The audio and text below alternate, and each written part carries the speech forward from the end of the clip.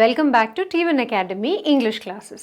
ఇవాల్టి మన ఈ ఇంగ్లీష్ క్లాస్లో మనం చెప్పుకోబోయే కాన్సెప్ట్ ఒక వెరీ ఇంపార్టెంట్ సెక్షన్కి సంబంధించింది. అది ట్రాన్స్ఫర్మేషన్ ఆఫ్ సెంటెన్సెస్. సెంటెన్సెస్ గురించి మాట్లాడుకునే ముందు వాటి ట్రాన్స్ఫర్మేషన్ అంటే ఒక్క స్టేట్లోంచి ఒక ఫామ్లోంచి ఇంకొక ఫార్మాట్లోకి సెంటెన్స్ని మార్చడం నేర్చుకోబోయే ముందు మనం ముఖ్యంగా తెలుసుకోవాల్సింది parts of a sentence. So దాంట్లో first and most important part or concept phrases and clauses. So for example ఒక మనిషి బొమ్మ తీసుకుంటే ఒక మనిషి బొమ్మ కనుక మనం తీసుకుంటే ఎగ్జాంపుల్గా ఫ్రేజెస్ అండ్ క్లాజెస్ అర్థం చేసుకోవడానికి ఈ షార్టర్ లిమ్స్ని ఫ్రేజ్గా పరిగణించవచ్చు, ఈ లాంగర్ లిమ్ని క్లాజ్గా పరిగణించవచ్చు. అంటే ఈ హ్యూమన్ బాడీ కనుక ఒక సెంటెన్స్ ఒక వాక్యము అని మనం అనుకుంటే దాంట్లో షార్ట్ పార్ట్ చిన్న పార్ట్ని ఫ్రేజ్ అని పెద్ద పార్ట్ని క్లాజ్ అని అంటారు. ఎలా అనేది ఇప్పుడు తెలుసుకుందాం. ఓకే, ఫ్రేజ్ అంటే ఏంటి? ఫ్రేజ్ అంటే ఒక ఫుల్ సెంటెన్స్ కాదు, నాట్ అ ఫుల్ సెంటెన్స్. అలాగే దాంట్లో ఒక కంప్లీట్ థాట్ ఒక కంప్లీట్ ఐడియాని మనం వ్యక్తపరచలేము, కన్వే చేయలేము. తర్వాత ఫ్రేజ్లో సబ్జెక్ట్ వర్బ్ ఉండొచ్చు, ఉండకపోవచ్చు. సబ్జెక్ట్ అంటే నౌన్, ఓకే, నౌన్ కానీ లేకపోతే వర్బ్ కానీ ఈ రెండు క్యారీ చేయొచ్చు, క్యారీ చేయకపోవచ్చు. So phrase is the most smallest part of a sentence. Now moving to the next definition, clause. Clause అంటే ఏంటి? క్లాజ్లో ఒక సబ్జెక్ట్ ఉంటుంది, అంటే ఒక నౌన్ ఉంటుంది, దాంట్లో ఒక వర్బ్ ఉంటుంది, and clause expresses a complete thought. ఒక కంప్లీట్ ఐడియాని మనకి కన్వే చేసే పార్ట్ ఆఫ్ ద సెంటెన్స్ని క్లాజ్ అంటారు. Clause is longer than phrase. So ఫ్రేజెస్లో కైండ్స్ ఏంటి? Prepositional phrases, adjective phrases, adverb phrases, noun phrases and verb phrases. ఈ డెఫినేషన్స్ అన్నీ మనం ఆల్రెడీ పార్ట్స్ ఆఫ్ స్పీచ్ చెప్పుకున్నప్పుడు noun, verb, adjective, adverb, preposition ఇవన్నీ మనం పార్ట్స్ ఆఫ్ స్పీచ్లో ఆల్రెడీ తెలుసుకున్నాము. బట్ ఇవి ఫ్రేజ్కి ఎలా కనెక్టెడ్ అనేది ఈరోజు క్లాస్లో నేర్చుకుందాము. అలాగే క్లాజెస్ గురించి మాట్లాడేటప్పుడు, క్లాజ్ అంటే ఇందాకే చెప్పుకున్నాము longer part of the sentence. So ఈ క్లాజెస్లో 2 టైప్స్ ఉంటాయి. ఒకటి ఇండిపెండెంట్ క్లాజ్, ఒకటి సబార్డినేట్ లేదా dependent clause. Too much information అనుకుంటున్నారా? డోంట్ వరీ, చాలా సింపుల్గా చెప్పుకుందాము. Okay, moving on. అసలు క్లాజ్ ఫ్రేజ్ డెఫినేషన్ తెలుసుకుందాం. ఫ్రేజ్ అంటే ఇందాక చెప్పినట్టుగా a group of related words that does not contain a subject and a verb and is used as a part of speech. ఇది only ఒక గ్రూప్ ఆఫ్ రిలేటెడ్ వర్డ్స్ అంతే, దానికి sense ఉండదు, దాంట్లో నౌన్ ఉండొచ్చు, వర్బ్ ఉండొచ్చు, ఉండకపోవచ్చు.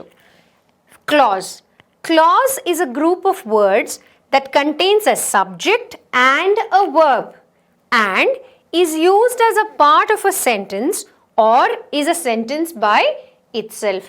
క్లాజ్ అనేది ఒక ఐడియాని కన్వే చేస్తుంది. దాంట్లో ఒక సబ్జెక్ట్ అంటే ఒక నౌన్ ఉంటుంది, ఒక వర్బ్ ఉంటుంది, అదొక ఐడియాని కన్వే చేస్తుంది. So it can be a part of a longer sentence or it can be a sentence on its own. ఎలా? Let us understand. So let's think about it. A phrase is a group of related words that is used as a part of speech and does not contain both a subject and a verb. A phrase cannot stand alone as a sentence. Going out ante who is going out? ఎవరు వెళ్తున్నారు, ఎక్కడికి వెళ్తున్నారు, ఎందుకు వెళ్తున్నారు, ఏమీ తెలియదు. So it cannot stand alone as a sentence. A clause, whereas a clause has both a subject and a verb and it can stand alone as a sentence if it is an independent clause. వేరే ఏ action మీద depend కాకుండా ఉంటే గనక it is a stand alone sentence. Kinds of phrases. First, so ఒక sentence ఉందండి, ఒక సెంటెన్స్ని మనం phrase and క్లాజ్లోకి divide చేసినప్పుడు the longer part of the sentence is called the clause. Longer part, okay. Shorter part is the phrase. Okay, ఇది ఎటైనా ఉండొచ్చు. నేను ఇటువైపు రాసానని ఫ్రేజ్ అంటే ముందు వస్తుంది, క్లాజ్ అంటే తర్వాత వస్తుంది అని కాదు. ఒక సెంటెన్స్లో ఫ్రేజ్ ముందు ఉండొచ్చు, క్లాజ్ ముందు ఉండొచ్చు. ఇప్పుడు కైండ్స్ ఆఫ్ ఫ్రేజెస్ గురించి మాట్లాడుకుందాం. ఇందాక చెప్పినట్టు phrase is a shorter form of a sentence. Okay, it may or may not carry a subject and verb. It may or may not carry, ఉండొచ్చు ఉండకపోవచ్చు, రెండు ఛాన్సెస్ ఉన్నాయి. ఎలా అనేది చూద్దాం. And moreover, it cannot stand alone as a sentence. Incomplete idea or no idea. Incomplete idea కానీ no idea, అసలు ఐడియానే convey చేయకపోవచ్చు, అంటే అన్కనెక్టెడ్గా ఉండొచ్చు, లేదా సబ్జెక్ట్ ఉండొచ్చు ఉండకపోవచ్చు, వర్బ్ ఉండొచ్చు ఉండకపోవచ్చు, స్టాండ్ అలోన్ కాలేదు. సో అలాంటి ఫ్రేజెస్, అసలు ఫ్రేజెస్ ఎలా ఉంటాయి? What are the different kinds of phrases? Prepositional phrase. Preposition అంటే already we know position or location words, right? So prepositional phrase, already phrase is not a complete idea or thought. It is used to modify other parts of speech, and such phrases always begin with a preposition. In the water. What is in the water? Animal is there, food is there, children are there. Who is there? People unnara, evaru unnaru. City unda, city in the water. So in the water అన్నప్పుడు in అనేది location చెప్తుంది, మనకు already తెలుసు in అనేది preposition అని. So because this part of a sentence is beginning with a preposition, this is called a prepositional phrase. For example, ఇదే sentence తీసుకుందాం. Children are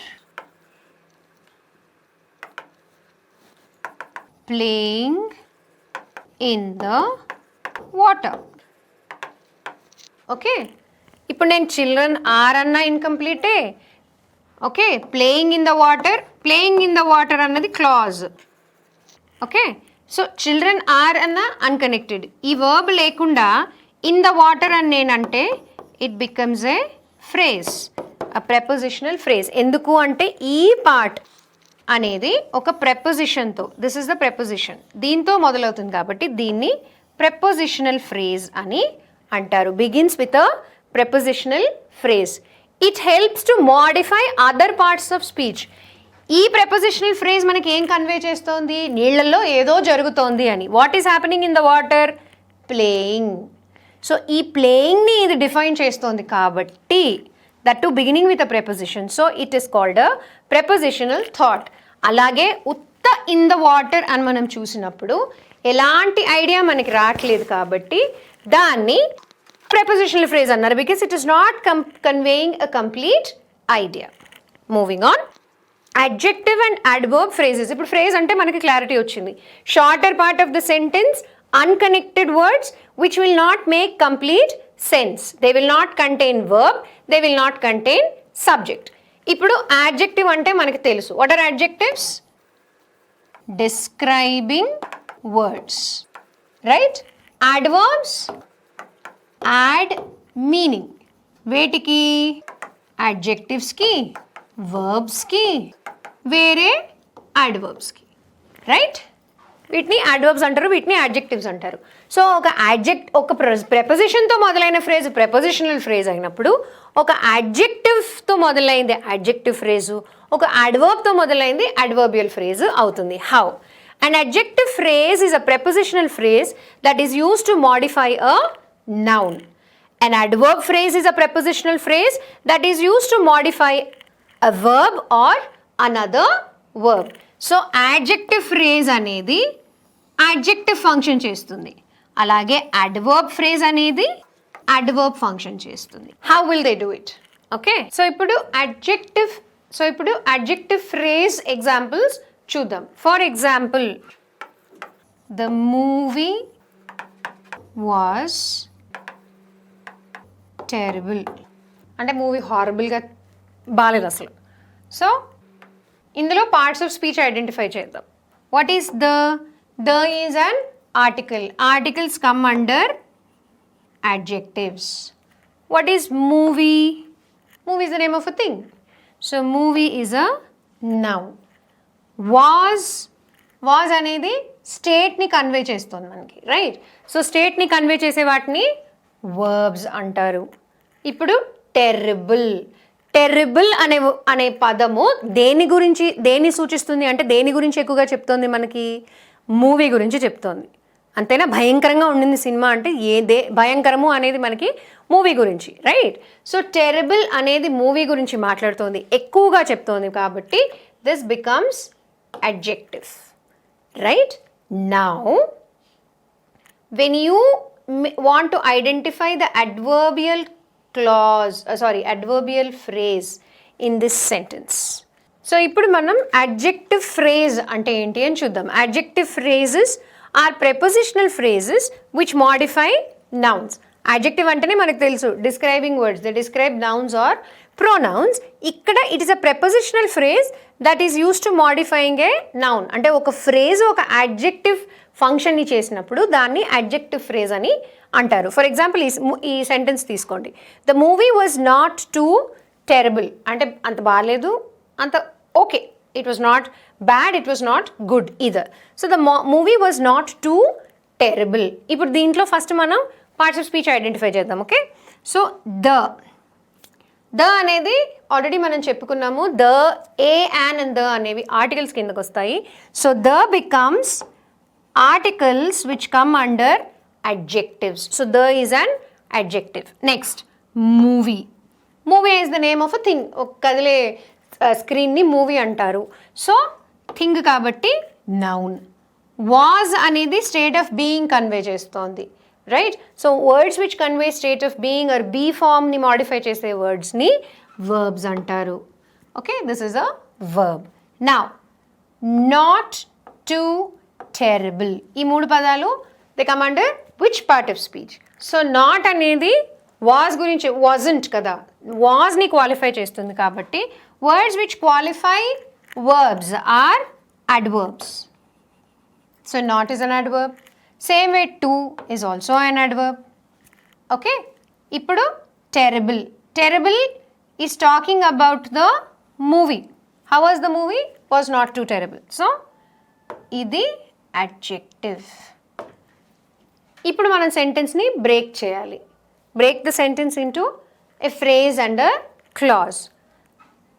ఫ్రేజ్లో subject ఉండకూడదు, అంటే నౌన్ ఉండకూడదు, వర్బ్ ఉండకూడదు.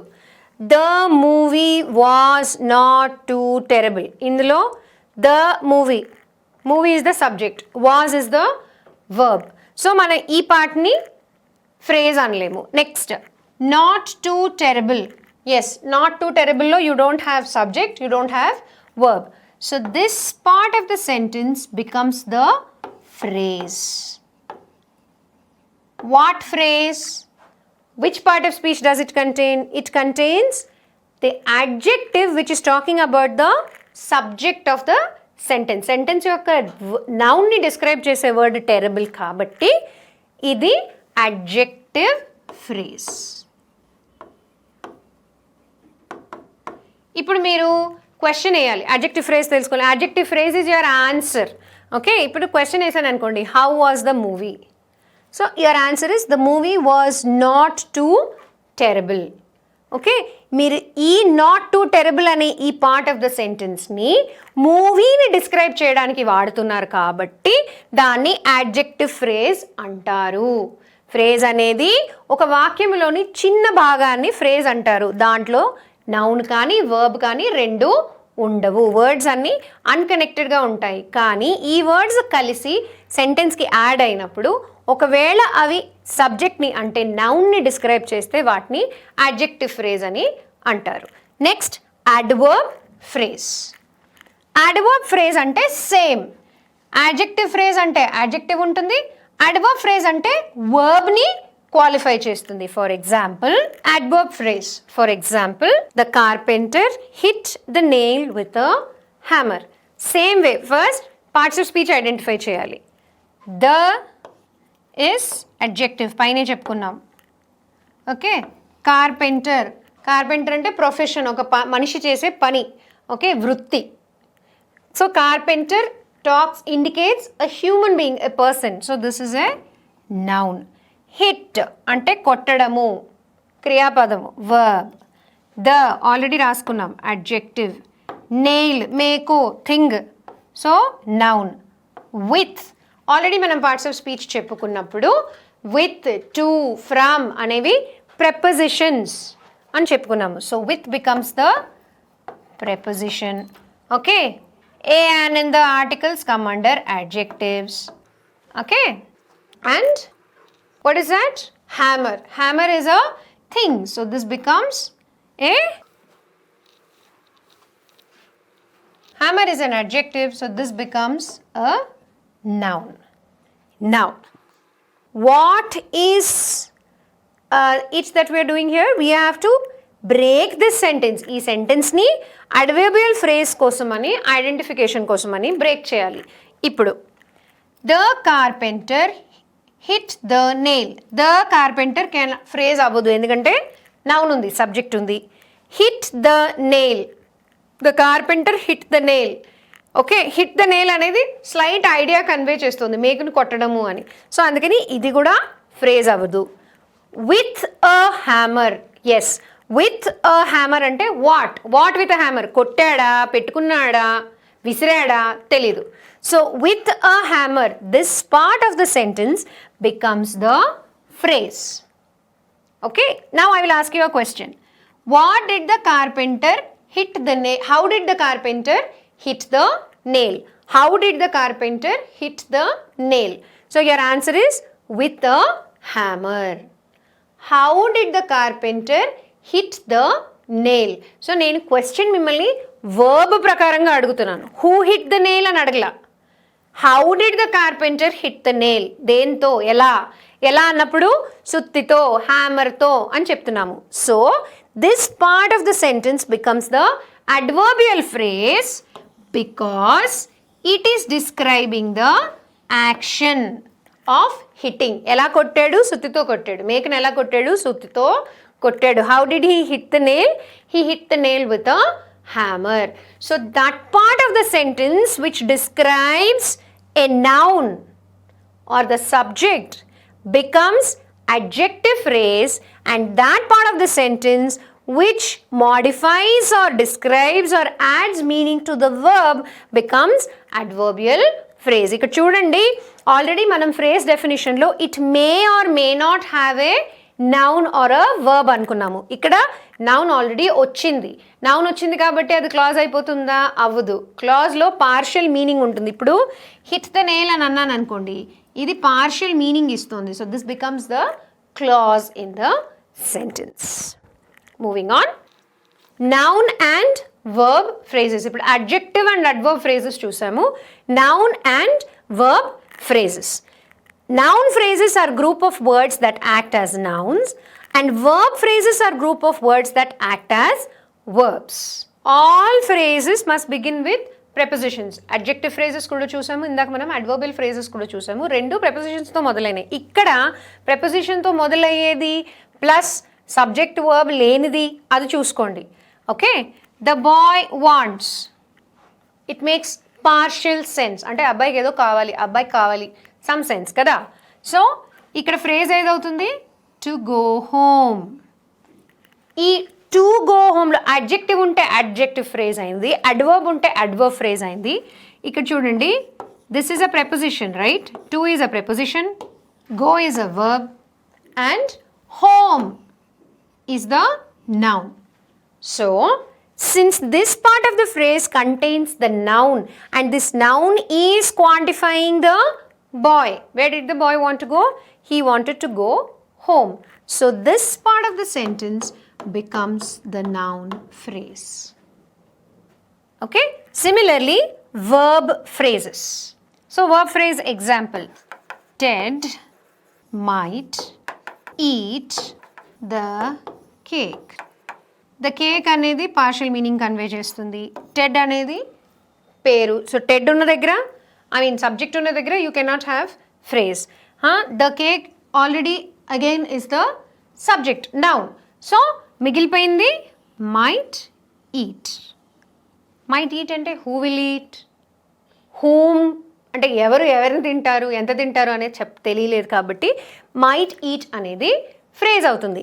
దిస్ ఫ్రేజ్ కన్సిస్ట్ వర్బ్స్ కాబట్టి దీన్ని verb phrase అని అంటారు. నౌన్ ఫంక్షన్ చేసి నౌన్ గురించి ఎక్కువగా మాట్లాడే పార్ట్ ఆఫ్ ద సెంటెన్స్ ఫ్రేజ్ని నౌన్ ఫ్రేజ్ అంటారు. సేమ్ వే వర్బ్ ఉండి సెంటెన్స్ గురించి ఎక్కువగా మనకు చెప్తున్నప్పుడు that is called a verb phrase. Moving on. Now we are coming to the longer part of the sentence, that is clause. Now what is a clause? A clause is a group of words that contains a subject ante oka noun and a verb. There are two types of clauses. Indake definition lo cheppukunnam, there are two types of clauses. One is the independent clause. Independent ante deni meeda depend avvakunda, support teeskokunda. Same way dependent clause ante oka already ఉన్న action మీద ఆధారపడము. Dependency అంటే ఆధారపడము కదా. So independent clause and dependent clause. Dependent క్లాజ్ని subordinate clause అని కూడా అంటారు. ఇంకో దాని మీద డిపెండ్ అయి ఉంటుంది కాబట్టి దీన్ని సబార్డినేట్ క్లాజ్ అని కూడా అంటారు. Same way independent clause is also called the main clause. Main clause, subordinate clause, independent clause and dependent clause. ఇప్పుడు ఇండిపెండెంట్ క్లాజ్ అంటే an independent clause or main clause expresses a complete thought. ఒక full ఐడియాని convey చేయగలిగే ఒక clause part of the సెంటెన్స్ని independent clause అంటారు. And it can stand by itself as a sentence. Similarly dependent clause అంటే dependent or subordinate clause అంటే it does not express a complete thought or cannot stand by itself as a sentence. ఇందాకే చూసాం మనం might eat. Might eat అనేది it cannot stand on itself or by itself as a sentence. It is a longer part of the sentence. It will contain a subject and a verb, and it will give you a complete idea or a thought. What is a dependent clause? A dependent clause is subject plus verb. దాంట్లో subject అంటే noun plus verb రెండు ఉంటాయి, but it does not express a complete thought. పూర్తి ఐడియాని ఇవ్వదు, partial ఐడియానే ఇస్తుంది. And cannot stand alone as a సెంటెన్స్గా కంప్లీట్గా నిలబడలేదు, బట్ పార్షియల్ ఐడియా ఇస్తుంది, ఎందుకంటే ఒక సబ్జెక్టు ఒక వర్బ్ దాంట్లో ఉంటాయి. And all dependent clauses start with subordinating conjunctions. Subordinating conjunctions and coordinating conjunctions parts of speech వీడియోలో చెప్పుకున్నాము. So subordinating conjunctions. What are subordinating conjunctions? ఇవన్నీ subordinating conjunctions. When writing a dependent clause, start with a subordinating conjunction. Ante after, although, as. After the movie, we shall go for dinner. I'll write the sentence. After the movie, ikkada telisipotundi meeku dependent and independent clause. After the movie, we shall go for dinner. Okay, ఇప్పుడు దీంట్లో any part of the sentence that begins with a subordinating conjunction, that part of the sentence which begins with a subordinating conjunction, which has a noun, which has a verb, which makes partial sense. After the movie, అంటే after the movie అనేది partial sense ఇస్తుంది మనకి. ఇక్కడ subject కూడా ఉంది, movie అనేది noun, right? So this is called the subordinating clause. ఎందుకు దీన్ని సబార్డినేట్ క్లాజ్ కానీ డిపెండెంట్ క్లాజ్ అన్నారు? పక్క చూస్తే తెలుస్తుంది. We shall go for dinner.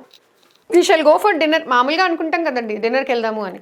So we shall go for dinner అనేది సొంతగా నిలబడగలిగే part of this whole sentence. After the movie we shall go for dinner అనేది we shall go for a movie dinner అనేది దాని అంతా తనే ఒక sentence కంప్లీట్గా మనకు ఒక ఐడియా కన్వే చేస్తుంది. అప్పుడు దీన్ని మెయిన్ క్లాజ్ అంటారు.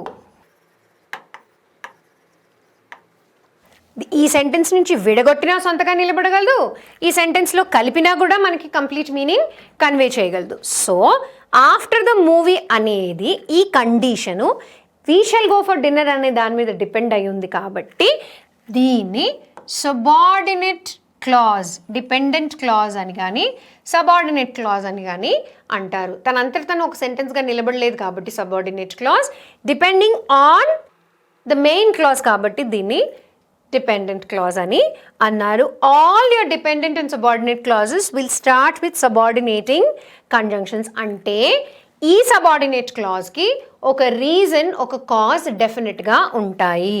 For example, because of fever he could not attend duties. అంటే జ్వరం వచ్చినందువల్ల జాబ్కి వెళ్ళలేకపోయారు, అంతే కదా.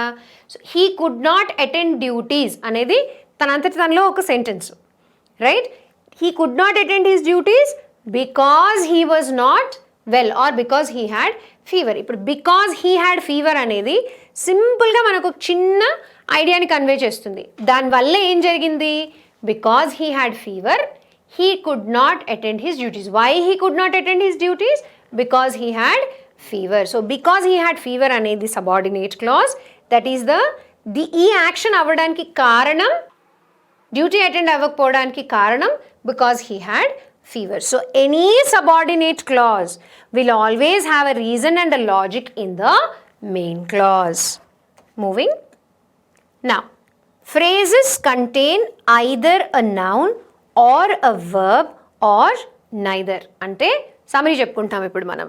ఫ్రేజ్ అనేది మనం తీసుకున్నట్టయితే ఒక సెంటెన్స్లో ఈ ఫ్రేజ్లో నౌన్ ఉండొచ్చు, వర్బ్ ఉండొచ్చు, లేదా రెండూ ఉండకపోవచ్చు.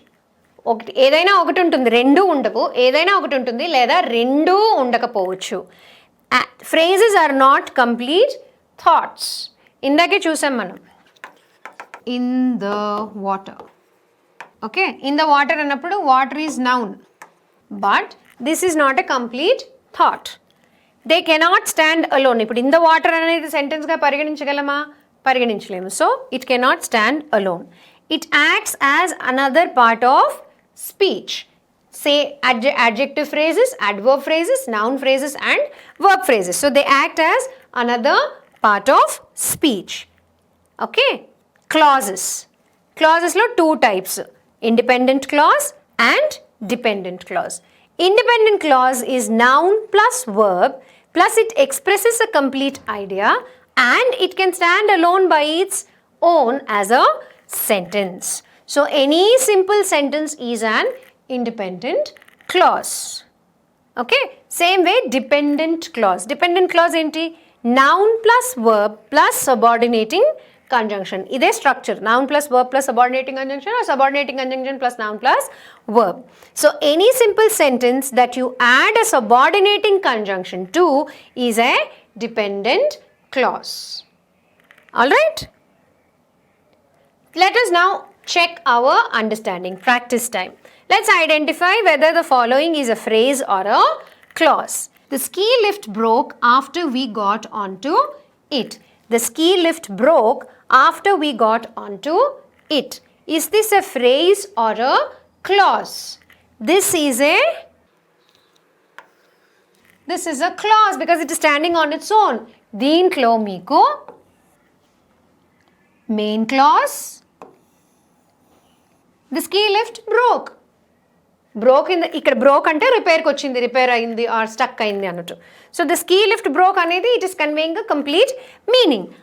After we got on to it, దానిలోకి మేము వెళ్ళాక లిఫ్ట్ ఆగిపోయింది అదనమాట. సో దాంట్లోకి మేము వెళ్ళాక అని అంటున్నప్పుడు దేంట్లోకి వెళ్ళాక? గదిలోకి వెళ్ళాక, థియేటర్లోకి వెళ్ళాక, కార్లోకి వెళ్ళాక, లేకపోతే లిఫ్ట్లోకి వెళ్ళాక తెలీదు.